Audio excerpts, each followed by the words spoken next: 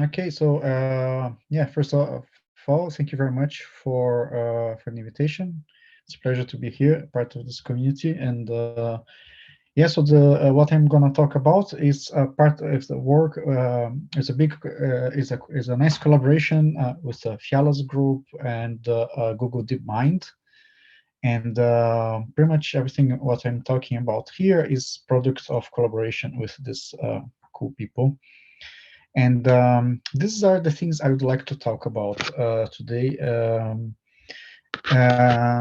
um, Originally, we wanted to talk about our latest work on incorporating fermions, but since our publication is not online yet, I want to be able to discuss numerical and very detailed results, but I hope to create an interesting discussion about what are the challenges that we face when trying to introduce machine learning into facing machine learning with fermions. So I will first go through a quick introduction to the idea of normalizing flows, which is the main ML tool that we are using in this collaboration, and very quickly pass through previous work from Fiala's group and NYU on flows for scalar fields, and then discuss how we can use combine existing techniques from HMC to make the problem amenable to machine learning. And then we dive into our, our work on SUN equivalent flows. I will not expand into much detail. There will be a talk next Thursday from Tej that we expand this particular work in a lot of detail. And then I will also discuss what are the challenges in using machine learning techniques for pure gauge, for gauge plus fermions problems. So let's start. First, normalizing flows. The idea of normalizing flows is very simple. Is the main goal is to be able to parameterize a very expressive or complex density on some target space. And we do that by starting from a very simple density, let's say uniform in a compact manifold or just a Gaussian in Rn, and then transform this density via a series of diffeomorphisms that each time increase its complexity. And as long as we transform them by invertible maps, so in diffeomorphisms, we have a very simple rule to transform the density and compute the value of the density after each transformation. So obviously, this is a very simple old formula for statistics. So the whole challenge here is to come up with the transformation space. So what are the maps that we can parameterize with neural nets, for example, with convnets or more complex architectures? What are the maps that we can use that will allow us to efficiently compute these transformations? So both computing the map itself, as you see, some of the maps are not just given as feed-forward maps, or they're inverse. And but most importantly, the determinant of the Jacobian of these maps is the bottleneck in scaling this. So all the research goes into maps that have a fast determinant of the Jacobian. So a very popular architecture, which is the also the basis for most of our work so far, is what's called masked autoregressive flows, which is a relatively simple but quite powerful idea, which is if you split a data into two disjoint sets, and you transform them according to this basically affine transformation, conditional affine transformation, using transforming one set given the other set via this formula, you end up with a Jacobian matrix that's triangular, and so the determinant is very cheap to compute.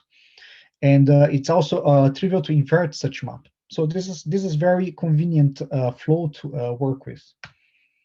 And but there are more interesting or more complex types of models that people have came up with. So for example, we can use ODEs, general ODEs with Lipschitz maps as flows. that comes with advantages and also disadvantages. Now, we not only have to think about how to compute cheap Jacobians or trace of Jacobians, but now have to think about how to integrate this ODE in an efficient manner to compute the transformation. In a particular case of ODE flows are what we call Monge-Ampere flows, which are ODE flows where the transformation maps, the instantaneous transformation, are the gradients of a potential. So this kind of flows, they allow us to actually do very interesting bridges between this kind of machine learning models and the physics. For instance, if this scalar potential that parameterizes the flow has some symmetry, then the density of this flow will also show the same symmetry. So there's lots of interesting things we can play behind to incorporate domain knowledge into these models in this formulation. So how do we optimize these things? As usual, we minimize the distance between the model and the target. So here in Lattice Gauge Theory, the target are the effective actions that we expand in a minute in the lattice, and we simply minimize the reverse scale divergence between the model and the action. And if you do a little bit of algebra and expand what are the terms that are behind this, that are in this loss, is essentially the key ingredients of this are the target density up to the target log density up to a constant, and this is the action in our case, in the lattice QCD case, and the log likelihood of the model, which can be simply computed using the transformation rule as before. And now also when you think about optimization, means that we want to take the gradient of this divergence. And then at the very bottom is the very minimum thing we actually need to know to optimize those models. That is, we need a way to approximate the gradients of log-det Jacobians of the model transformation, and we need approximations or analytical computation of gradients of the target with respect to the samples. And some of the models we have, we work with, allow for analytical computation of these gradients, but some of the models require approximations as well.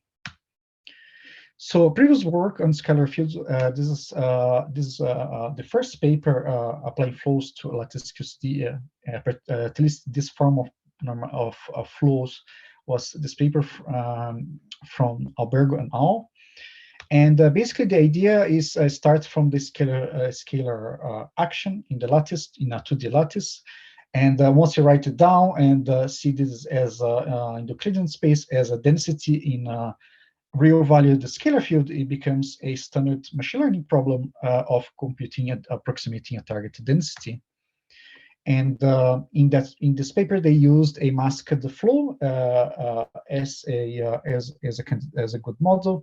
So this flow, as I explained, it works by splitting the input data, in this case, the field configuration, into two disjoint sets. This is done in practice via a very simple masking mechanism that we use that masks with the checkerboard patterns the input arrays, and then you transform them according to the rules of this flow. And as I said, this flow, it performs a conditional affine transformation of one side given the other side.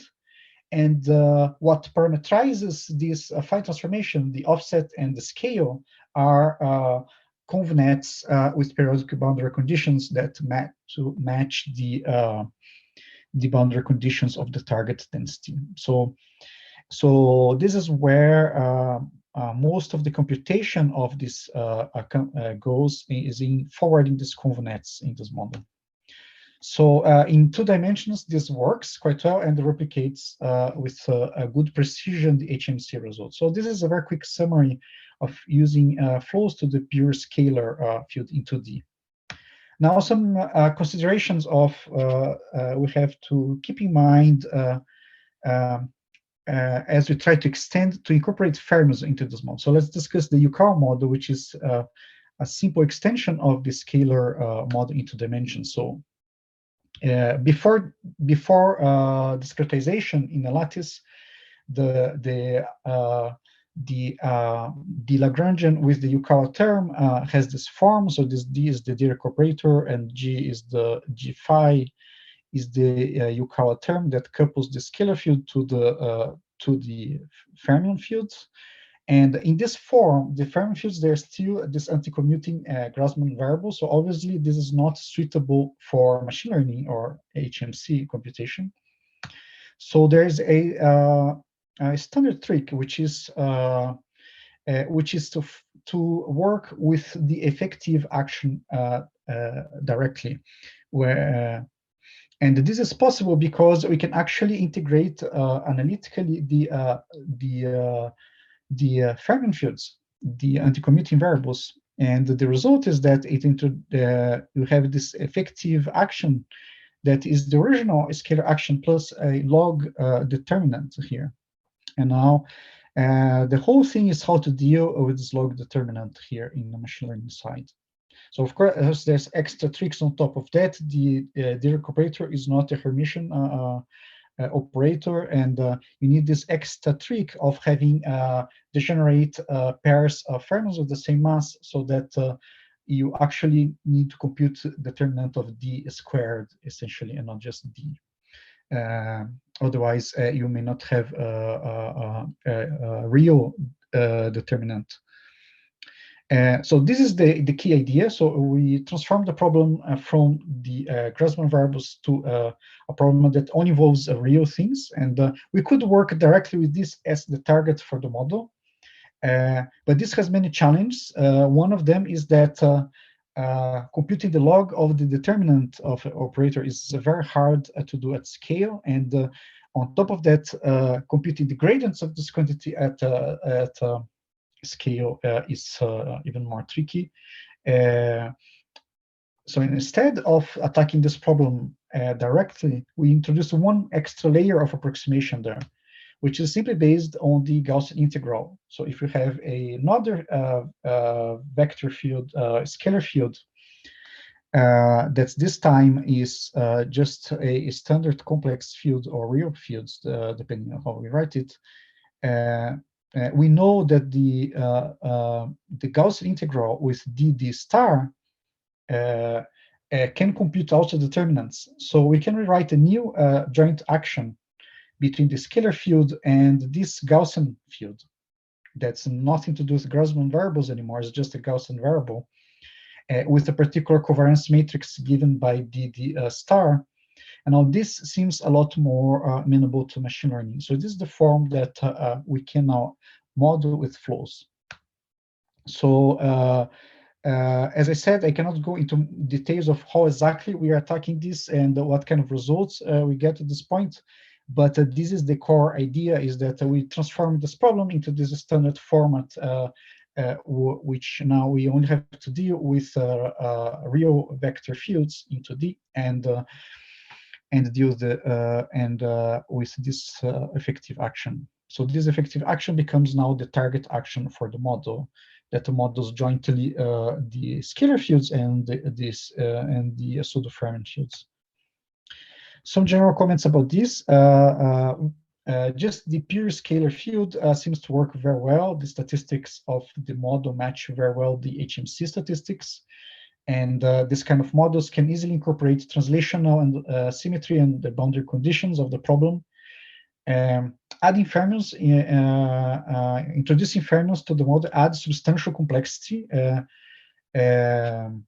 So it requires going to the effective action, which is a very complicated target object to deal with, which in turn requires inverting the operator d the star. As you can see from the previous talk, this is one of the most expensive parts of dealing with fermions. And now we have to, this is part of a bigger machine learning setup where I have to compute gradients through this, not just inverted this operator, but computing gradients through them. So these are a summary of the challenges we have when we try to incorporate fermions there.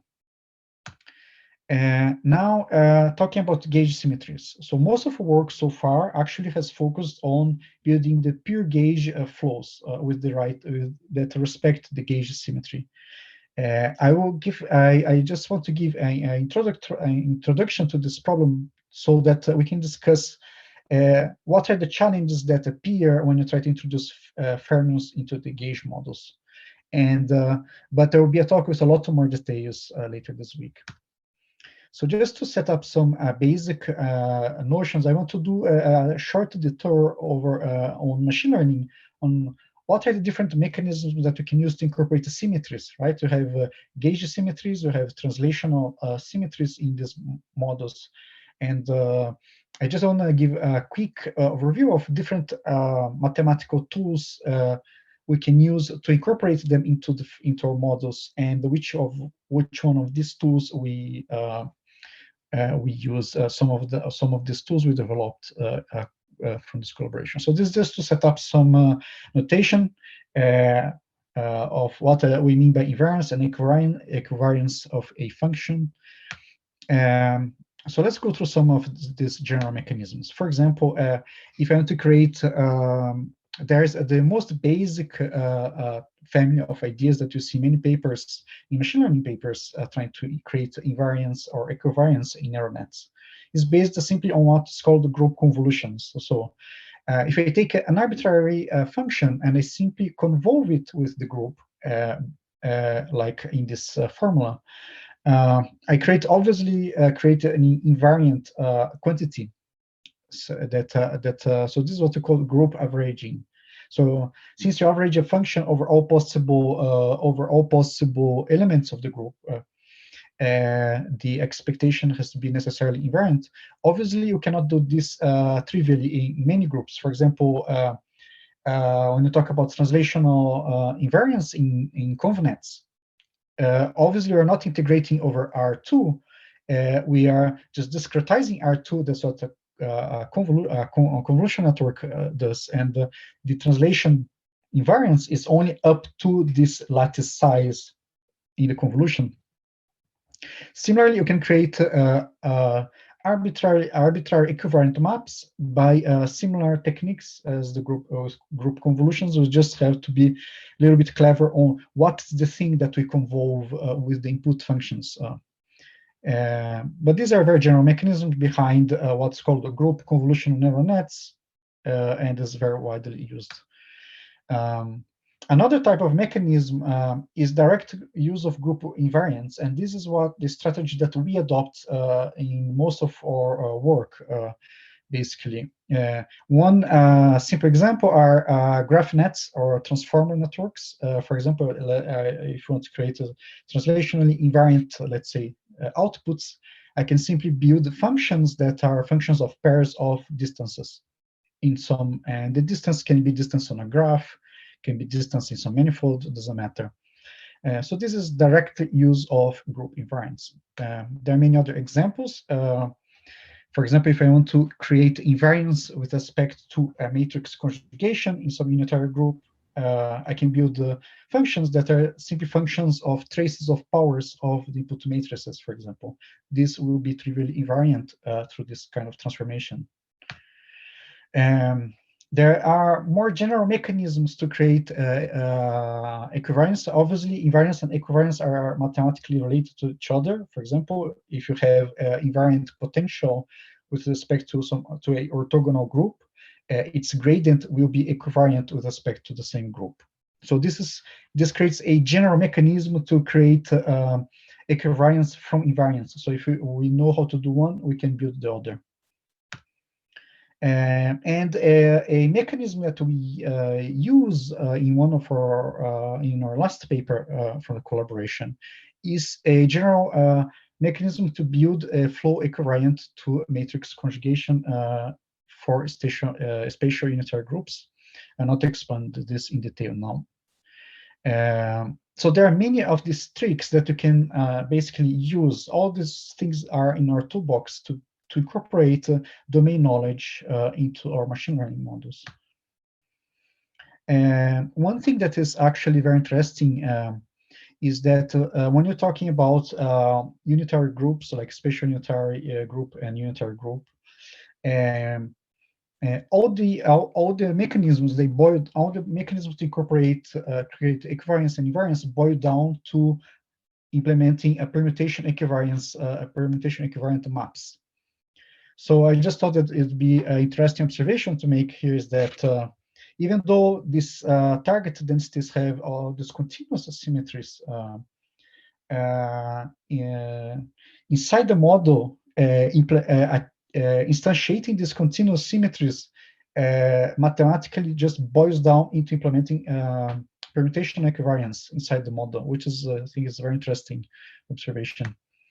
So now just a summary of our work on pure gauge flows on lattice.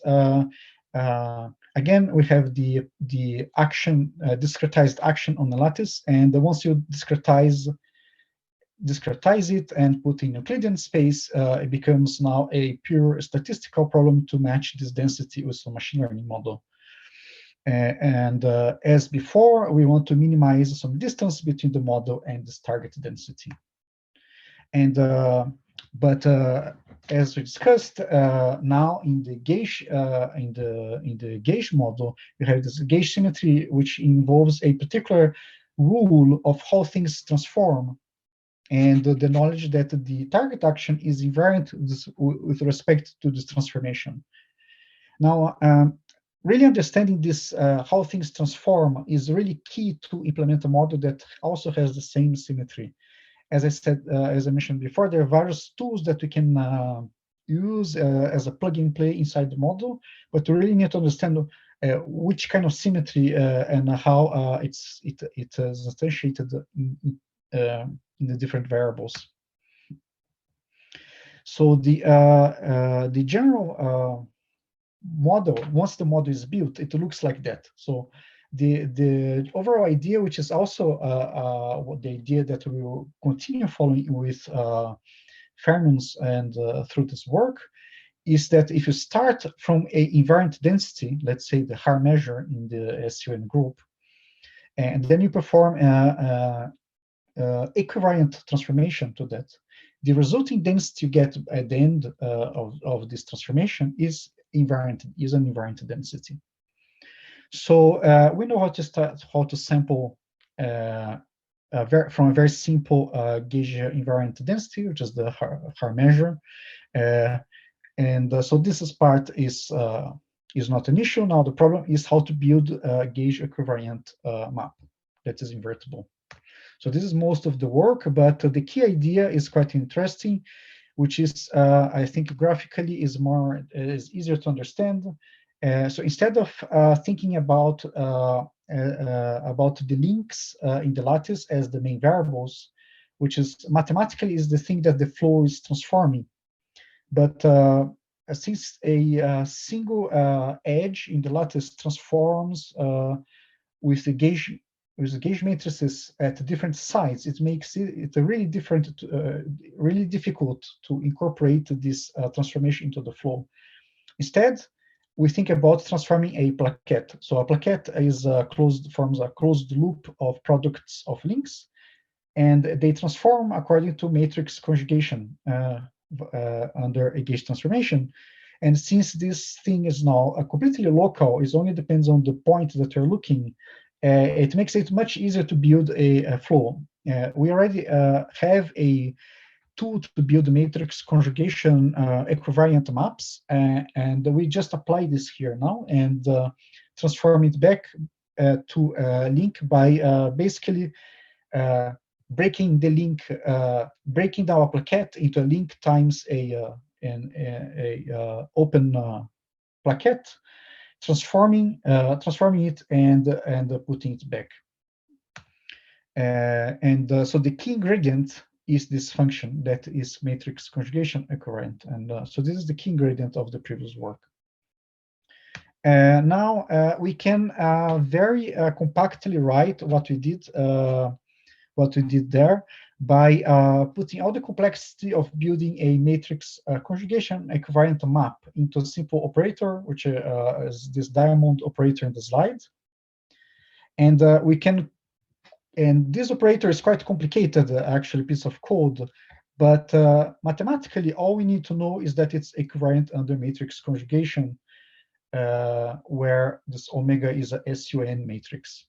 Now, the flow that is equivariant to gauge transformations can be written in a very compact form, as in the slide here, which is very convenient to build an intuition for what follows.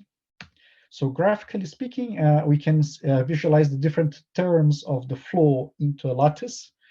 As I said before, the flow operates on a whole plaquette, but mathematically, the thing that we want to transform is just a link variable.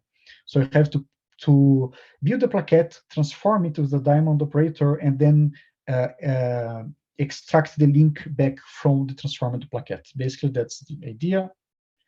And these are the key ingredients of the gauge equivalent flow for a pure gauge model. But now let's think a bit about what happens, what will happen if you try to include a fermion to this model. So, first, this is just to summarize some results, but as I said in the talk later this week, there will be a lot more details about this particular work. Just to show here that having a model that has the exact symmetries baked in, it really does help to speed up mixing of MCMC chains, for example. This is just a link to the next talk. And also, I wanted to mention there is a detailed tutorial put up online that's already online from this previous work. Now, some discussions about what happens if you try to include fermions to this picture from the point of view of machine learning. So as before, I have to add the Dirac action there, discretized for various flavors of fermions. If you follow the same strategy as discussed before, we have to introduce the pseudo-fermions and the effective action. That's now a joint action between the gauge field and the pseudo-fermions. And it will look something like that. There will be the original pure gauge action in the lattice, and the term that comes from the Dirac action. And now we'll have to deal with this term. And but in contrast to the scalar field example, in the gauge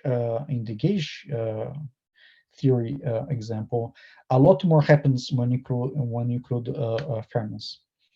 First, now we have to incorporate how the pseudo-fermions should transform under gauge transformations. We can summarize the key transformation of all the key objects in this table.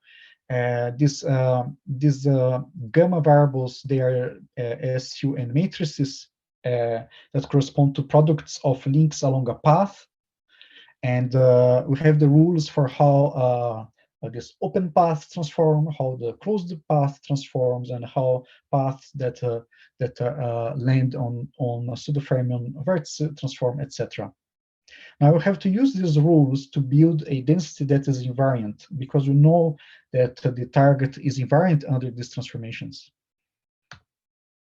So as before, the previous, up to now, we only had to deal with closed loops. So in the pure gauge model, all the gauge invariant quantities are built as traces of products of links forming closed loops, and the flow would even the flow itself would operate on closed loops. It would just have to stitch individual links back and forth. But the whole model is built on closed loops. Now, when we include the fermions from the rules in this slide, we are now also forced to consider not only huge combinatorics of closed loops, but also now have various combinations of open loops and fermion products. So there's a enormous explosion in the combinatorics of potential inputs to the model. So what are the things that the model has to compute inside? There are many possible ways to build invariant quantities now. And this is just one seed idea. The simplest thing we could possibly do here is simply consider the shortest possible open loops around a vertex, which is just length 1. And then we can combine the ideas that already exist from our previous work to build a very simple affine-like transformation that is equivariant under the gauge transformation here. So this is just a seed idea. There's no point in explaining too much detail, but the mechanism for this formula is that if I build a linear combination of pseudo-fermions with weights that are invariant under gauge transformation, so the linear combination itself will transform as a pseudo-fermion field, as long as the if you do this naively to require, you can only have a single pseudo-fermion field because you cannot mix pseudo-fermion fields at different locations. But if we combine open loops and pseudo-fermion fields, then we can actually build linear combinations of pseudo-fermion fields everywhere in the lattice, as long as we multiply them by the open loop that brings them all to the same location, that ends always the same point. We can build an equivariant quantity. So this is a general mechanism. It's not clear if this is the most general thing we could do, but this is a seed idea of how we can build a normalizing flow in this for the pseudo-fermions with in combination with SUN models. And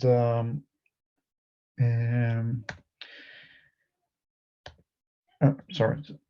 Yeah, so as I said, this flow has to incorporate both now closed and open loops, and the number of combinations grows substantially compared to the previous flows.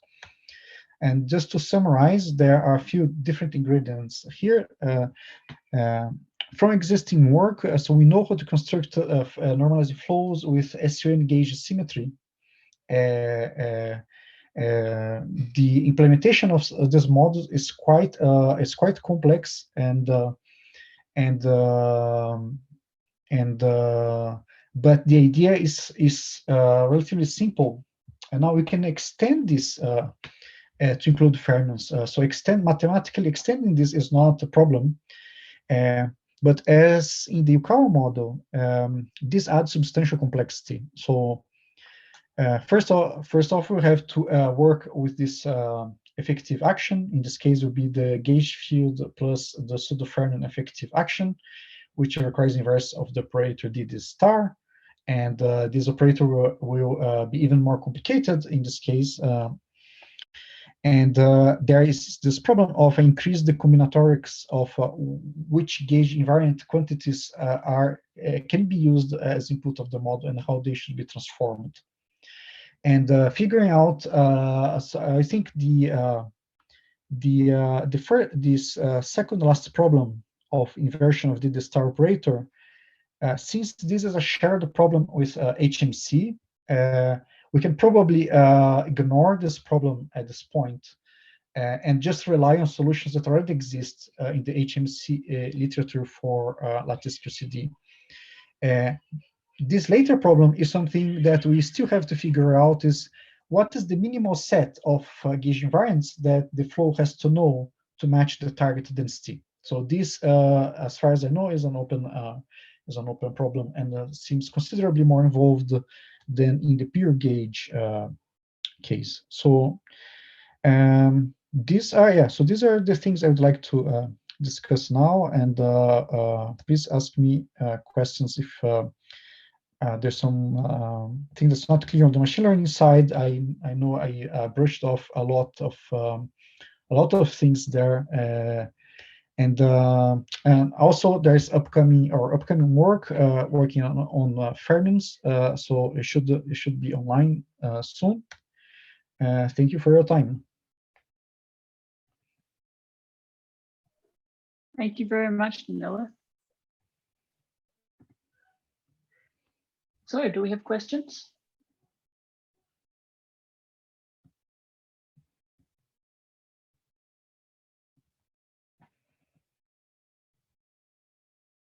A reminder to please use the raise hand. I see Will has a question. Yeah, go ahead.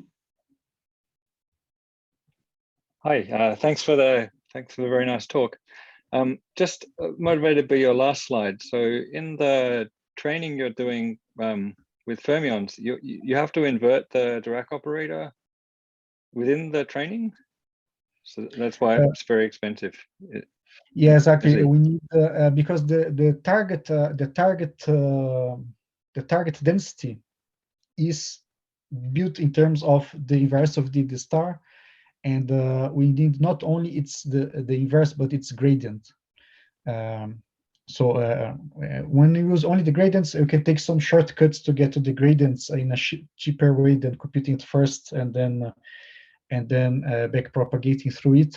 But yes, there's, as far as I know, there's no way to avoid that inversion. Right. But since, I mean, you don't need to have the exact probability distribution. Presumably you can do like sloppy inversions where you don't do high precision inversions or something. Is that something you've thought about? Yeah, so that's a good point. Although we do have some experiments doing that, and as actually discussed in the previous talk, when you try to invert the star with low precision, the conjugate gradient solver does not converge. So we are actually, in our experiments, we're forced to solve at float 64 precision, for example. And sometimes we also, with lower precision, it does converge, but it has a bias in the, create a bias that we detect when you contrast to, like when you measure observables, for example, with HMC, you see they are slightly shifted. And we tracked that down to the precision of that we're using in the CG solver. Yeah, so this is so these are some of the issues. As I said, I don't expect that we'll be able to improve that too much, given that this inversion is the same that has to be done in HMC, and there's a vast literature attacking this problem. So at least for now, the best we can do in this aspect is rely on the best practices from the HMC literature. There's quite advanced methods for the inversion there, for the efficient inversion of the star. Yep. Great, thank you. Harvey? Hi, yeah. When you presented the Yukawa model, I was just wondering, I mean, normally one does indeed represent the determinant with pseudo-fermion fields to do HMC. So I was just wondering if this step is necessary when you use these machine learning techniques, or is the non-locality of the determinant also an impediment here? Right, yeah, so for the machine learning side, we need to have a target. So as I said, we could use the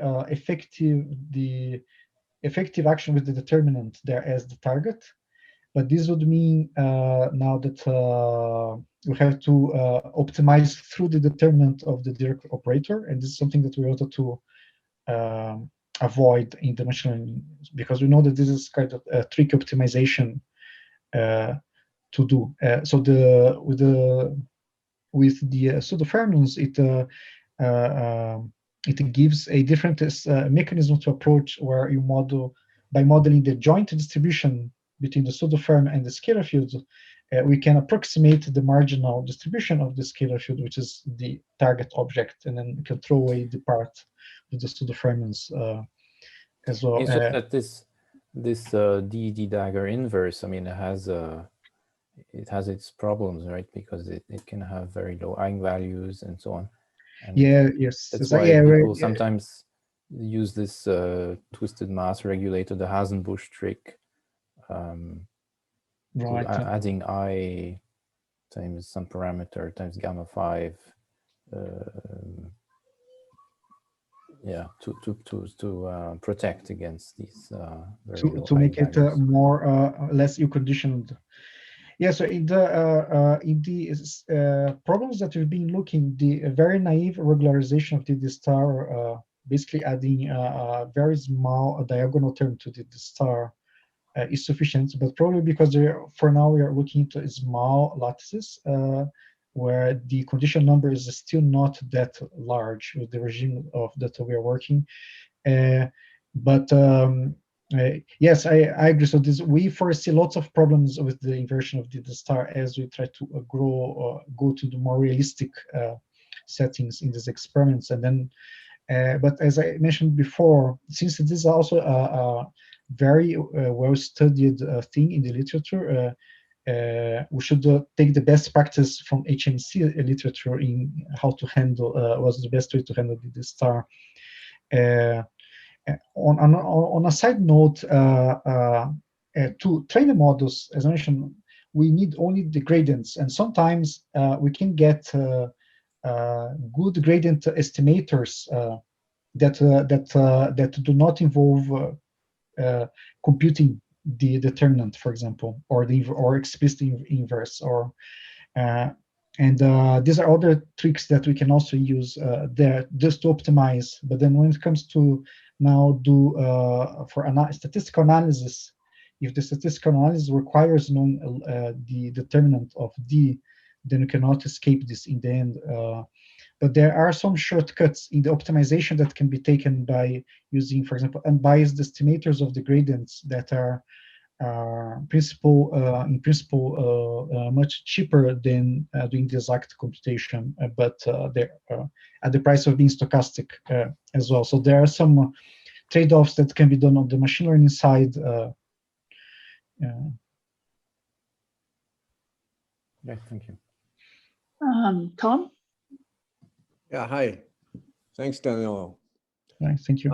I just wonder if you or others have considered, is there advantage to working in a fixed gauge? Yeah, that's a very good question. We briefly discussed this. I don't know if others in the collaboration want to make some points. We did discuss this as possibility. So, for example, we could reduce, for example, half the degrees of freedom in the model by doing that.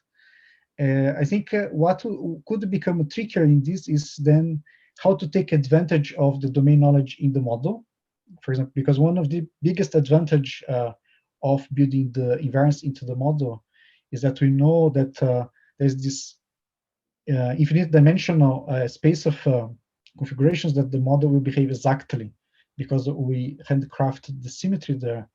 Now, if we break the symmetry in the target and now build for only on these broken degrees of freedom, it's not clear how this knowledge, what this means in this sense. But maybe Fiala and others have some points there.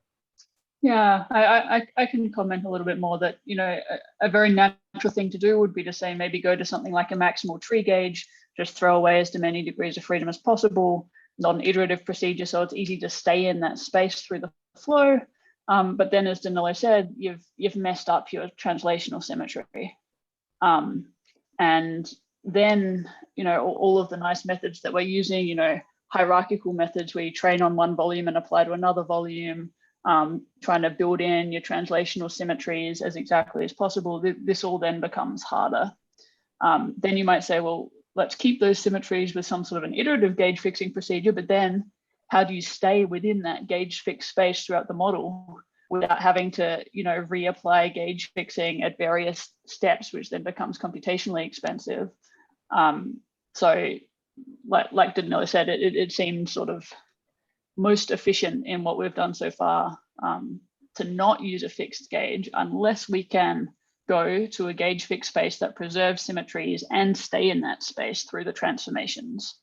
Then it would become very nice because then you can throw away your redundant degrees of freedom efficiently, but we haven't figured out how to do that.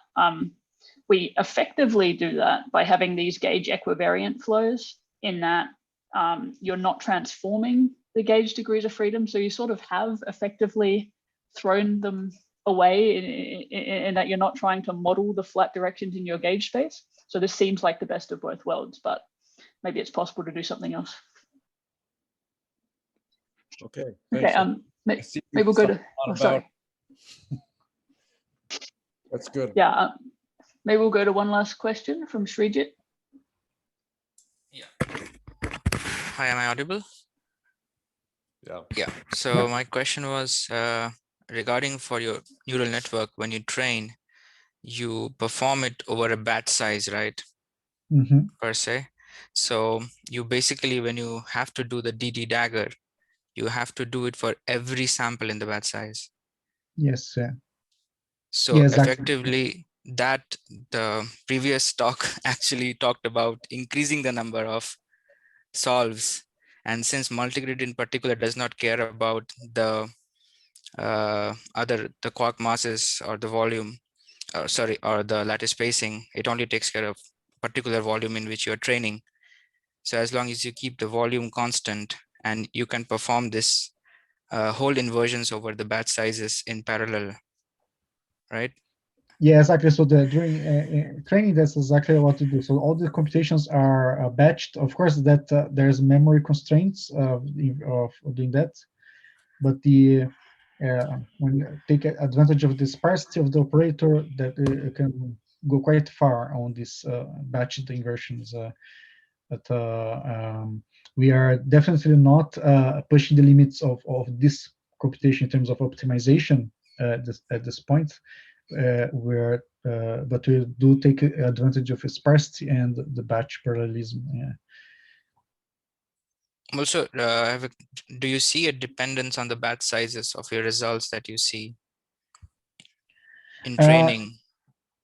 Right. So we, in a previous paper, we observed that during training there we didn't observe a strong dependency on the batch size. We do use a relatively large batch size, but we first noticed that for very small batch sizes, the original optimization problem does not converge to a very nice local minima. But as we grow the light size, we start getting much better local minima, for example, estimation of the normalizer. But then it saturates quickly beyond the point. There are diminishing returns there. But in terms of the evaluation of the model, then the largest possible batch is very important to assess what's going on in the tails of the model, because that's where it breaks, right? The model very quickly matches the density in the bulk of the space, but then it tends to have some pathological behavior at the tails, or tails doesn't mean necessarily very far away, but the regions in between modes that have very low probability, then the model tends to do some pathological behavior there. And we want to probe these areas. So for evaluation, we need to have enormous batch size on the order of hundreds of thousands to probe this hundreds of thousands or millions of samples to probe this tail behavior. But that's more for analysis. Yeah, so would you recommend that as one trains their network, at some point we should consider reducing the batch size as the loss function saturates? I don't. Yeah, so we didn't do this kind of experiments. We did do it play in the other way around. We grow batch size I as see. the Okay. training progress, because I think the other way around, it at least intuitively, if you think about the math of the problem, it should not work as well, because as the target density is quite steep function. So as the model approaches that steep function, it becomes steeper itself as its curvature grows.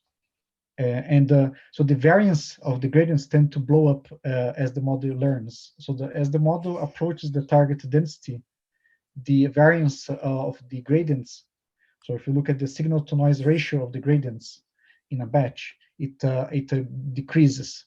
So this is well known in machine learning, independently of being lattice QCD or not. So there's various papers in the machine learning side studying this signal-to-ratio problem. And I think the only way to address this as a train is either start from large batch size or grow it, or reduce learning rate. Also, learning rate reduction is also another mechanism that we do see it has effects as well through the learning. But the other way around, I expect it will not work very well. Yeah. Okay. Thanks.